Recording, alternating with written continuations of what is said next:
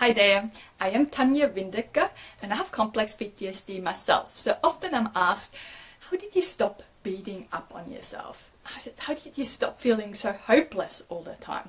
So I want to share with you how I did that, how I went about it. I'm a very visual thinker, so I like to have some picture in my head that helps me understand that. So every time I'm beating up on myself, criticizing myself, putting myself down, making myself less than, feeling unworthy and all those things, it's like sucking air out of a vacuum bag. It's really restricting me. There's no more room to move. And when you pay attention, when you do that, you can actually sense how you're really tightening up. For me, it's mostly the shoulders. I might even frown a bit. So we're getting so critical about ourselves, okay? There is a lot of anger about ourselves. There's all this self-hate and self-doubt and all this. So it makes us feel really tight. And of course, there's no hope about a better future when you just telling yourself you're the worst person ever. But we really need to realize is that this is the identity our abusers created for us. That's the identity they forced onto us.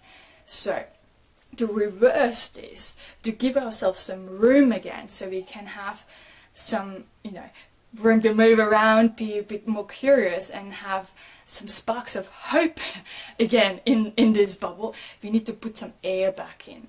And for me, that's putting air back in is a symbol for me. I need to say something kind to myself right now. I need to pause and just put my hands on my chest and send some love to that wounded child within. Being a little bit more accepting of myself and non-judging, okay? How difficult is this?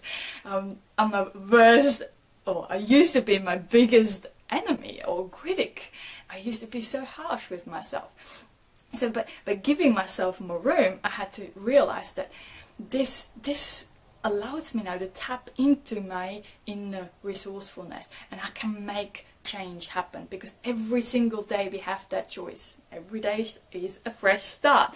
So you can choose to keep living into the identity our abusers created for us, or you can say, hey, stop, today I am growing into the person that I want to become.